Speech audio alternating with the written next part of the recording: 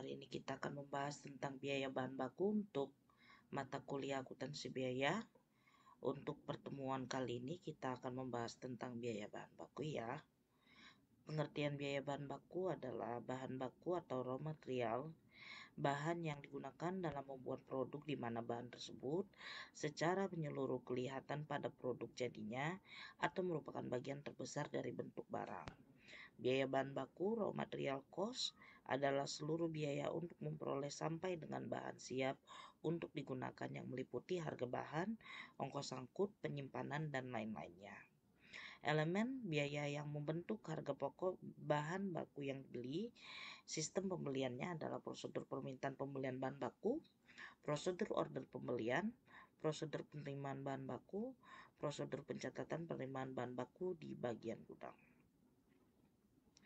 Biaya yang diperhitungkan dalam harga pokok bahan baku yang dibeli, semua biaya yang terjadi untuk memperoleh bahan baku dan untuk menetapkannya dalam keadaan siap untuk diolah, merupakan unsur harga pokok bahan baku yang dibeli. Harga pokok bahan baku tidak hanya berupa harga yang tercantum dalam faktur pembelian saja. Harga pokok bahan baku terdiri dari harga beli ditambah dengan biaya-biaya pembelian dan biaya-biaya yang dikeluarkan untuk menyiapkan bahan baku tersebut dalam keadaan siap untuk diolah. Biaya yang diperhitungkan dalam harga pokok bahan baku yang dibeli adalah seringkali di dalam pembelian bahan baku perusahaan membayar biaya angkutan untuk berbagai macam bahan baku yang dibeli. Perlakuan terhadap biaya angkutan ini dapat dibedakan sebagai berikut. Biaya angkutan diperlukan sebagai tambahan harga pokok bahan baku. Biaya angkutan tidak diperlakukan sebagai tambahan harga pokok bahan baku yang dibeli, tetapi sebagai unsur BOP. Biaya angkutan Rp300.000 bisa dilihat di sini adalah biaya angkutan sebagai tambahan harga pokok bahan baku. Nah, jenis bahan bakunya ada ABC, bisa dilihat di sini. Jadi, contoh satu ini adalah perbandingan kuantitas tiap jenis bahan baku, di mana 400 bagi 800 kali 100% sama dengan 50%. Oke. Nah, jadi itulah untuk mendapatkan nilai ini. Nah, ini adalah alokasi biaya angkutan 2 kali 300.000. Oke. Nah, di sini adalah biaya angkutan sebagai tambahan harga pokok bahan baku. Biaya angkutan Rp48.000 dengan contoh kedua perbandingan harga faktur tiap jenis bahan baku yang dibeli. Terangannya adalah 48.000 dibagi 600.000. 48.000 dibagi 600.000 sama dengan 0,08. Oke.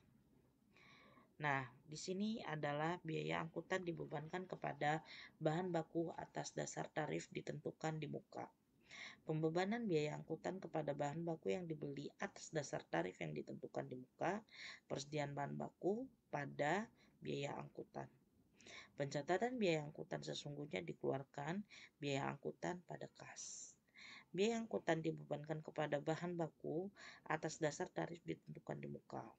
Apabila akhir periode akuntansi dalam rekening biaya angkutan terdapat selisih biaya angkutan yang dibebankan atas dasar tarif dengan biaya angkutan yang sesungguhnya terjadi yang jumlahnya material, maka selisih tersebut dibagikan ke rekening persediaan bahan baku, persediaan barang dalam proses, persediaan produk jadi, dan harga pokok penjualan. Adapun jurnalnya persediaan bahan baku, persediaan barang dalam proses, persediaan produk jadi, harga pokok penjualan pada biaya angkutan. Contoh keempat adalah biaya angkutan dibebankan kepada bahan baku atas dasar tarif ditentukan di muka. Biaya angkutan Rp2.500.000, di mana keterangan tarifnya adalah Rp2.500.000 dibagi Rp50.000 sama dengan Rp50. Jika biaya angkutan sesungguhnya Rp2.400.000, maka jurnal pembeliannya adalah persediaan bahan baku Rp13.500.000, utang dagang Rp13.500.000. Pembebanan biaya angkutan persediaan bahan baku Rp2.500.000, biaya angkutan Rp2.500.000. Pembebanan biaya angkutan sesungguhnya. Biaya angkutan 2.400.000, kas 2.400.000, dan selisih biaya angkutan 100.000, harga pokok penjualan 100.000. Biaya angkutan tidak diperhitungkan sebagai tambahan harga pokok bahan baku yang dibeli, tetapi diperlukan sebagai unsur biaya overhead pabrik. Pada awal tahun anggaran, jumlah biaya angkutan yang akan dikeluarkan selama 1 tahun ditaksir. Jumlah taksiran biaya angkutan ini diperhitungkan sebagai unsur biaya overhead pabrik dalam penentuan tarif biaya overhead pabrik. Biaya angkutan sebenarnya dikeluarkan kemudian dicatat dalam sebelah debit rekening biaya overhead pabrik sesungguhnya. Metode pencatatan bahan baku. Ada macam metode pencatatan bahan baku. Metode fisik atau physical inventory method. Dalam metode ini, pembelian bahan baku yang dicatat sedang mutasi berkurangnya bahan tidak dicatat untuk mengetahui bahan baku yang diperoleh. Harus menghitung persediaan bahan baku di gudang pada akhir periode akuntansi. Sedangkan yang B, metode mutasi persediaan atau perpetual inventory method. Dalam metode ini, setiap pembelian dan mutasi bahan baku dicatat secara terus-menerus dalam kartu persediaan. Metode aliran harga pokok bahan, metode penilaian harga pokok bahan yang digunakan dan penilaian harga pokok persediaan banyak ditentukan oleh frekuensi pembelian bahan baku, harga beli yang berbeda. Untuk mengatasi hal itu, maka digunakan metode harga rata-rata, FIFO first in first out, LIFO last in first out, metode harga pasar, dan metode harga standar. Metode first in first out didasarkan bahwa harga pokok persatuan bahan baku yang pertama masuk dalam gudang digunakan untuk menentukan harga pokok bahan baku yang pertama kali dipakai, disusul harga perolehan persatuan yang masuk berikutnya. Contoh soal bisa dilihat, dan ini adalah contoh metode FIFO-nya. Oke. Untuk metode harga rata-rata didasarkan bahwa bahan yang dipakai, bahan baku yang ada digunakan di gudang, dihitung harga pokok rata-ratanya dengan cara membagi total harga pokok dengan jumlah satuannya. Contoh metode harga rata-rata. Oke, dan di sini adalah metode last in first out. Metode ini didasarkan bahwa harga pokok persatuan bahan baku yang terakhir masuk dalam persediaan gudang dipakai untuk menentukan harga pokok bahan baku yang pertama kali dipakai dalam produksi. Dan ini adalah contoh metode LIFO, last in first out. Untuk metode harga pasar, semua bahan langsung yang ada dalam persediaan di gudang harganya sama, yaitu harga pasar atau harga pembelian terakhir. Adapun metode harga pasar bisa dilihat sebagai berikut. Dan untuk metode harga standar, semua bahan yang ada dalam persediaan di gudang dianggap harganya sama, yaitu harga standarnya. Adapun metode harga standar sebagai berikut.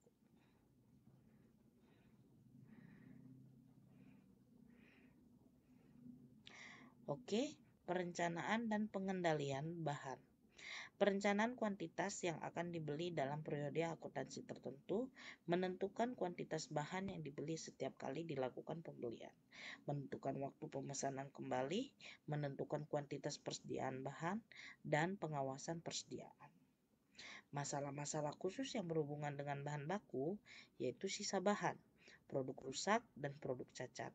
Produk rusak adalah produk yang tidak memenuhi standar mutu yang telah ditetapkan, yang secara ekonomis tidak dapat diperbaiki menjadi produk yang baik. Adapun produk cacat adalah produk yang tidak memenuhi standar mutu yang telah ditentukan, tetapi dengan mengeluarkan biaya pengerjaan kembali untuk memperbaikinya, produk tersebut secara ekonomis dapat disempurnakan lagi menjadi produk-produk jadi yang baik. Untuk sisa bahan, jika di dalam proses produksi terdapat sisa bahan, masalah yang timbul adalah bagaimana memperlakukan hasil penjualan sisa bahan. Pengurangan biaya bahan baku yang dipakai dalam pesanan yang menghasilkan sisa bahan, pengurangan terhadap biaya overhead pabrik yang sesungguhnya terjadi, dan penghasilan di luar usaha atau other income. Untuk di sini sisa bahan ada contoh kena diketahui sisa bahan 2000 kg ditaksir laku dijual 5000 kg 5000 per kilogram terjual 1250 kg dengan harga 6000 per kilogram. Ini adalah metode 1 dan ini adalah perhitungan hasil penjualan sisa bahan, persediaan sisa bahan, dan kas serta pendapatan yang belum direalisasikan. Sedangkan untuk metode 2, contoh yang 6 diketahui, sisa bahan 2000 kg ditaksir laku dijual 5000 gram, terjual 1250 kg dengan harga 6000 per kilogram. Dan sama seperti ini adalah pendapatan yang belum direalisasi, persediaan sisa bahan, hasil penjualan sisa bahan, dan kas. Perlakukan produk rusak. Perlakukan terhadap produk rusak adalah tergantung dari sifat dan sebab terjadinya. Karena sulitnya pengerjaan pesanan sebagai tambahan harga pokok dalam pesanan yang bersangkutan, atau hal yang normal diperhitungkan dalam tarif BOP. Contohnya bisa dilihat di PT Leonasari ini. Dan ini adalah jurnal jawabannya. Untuk pembagian nilai jual produk rusaknya bisa dilihat seperti ini. Dan jurnal pencatatan produk jadinya adalah sebagai berikut. Nah, untuk produk rusak, jika kerugian dibebankan ke seluruh produk, sama masih kepada PT Leonasari, bisa dibaca. Dan penyesuaian produk rusaknya ini adalah perhitungannya. Adapun jurnal yang akan muncul adalah sebagai berikut.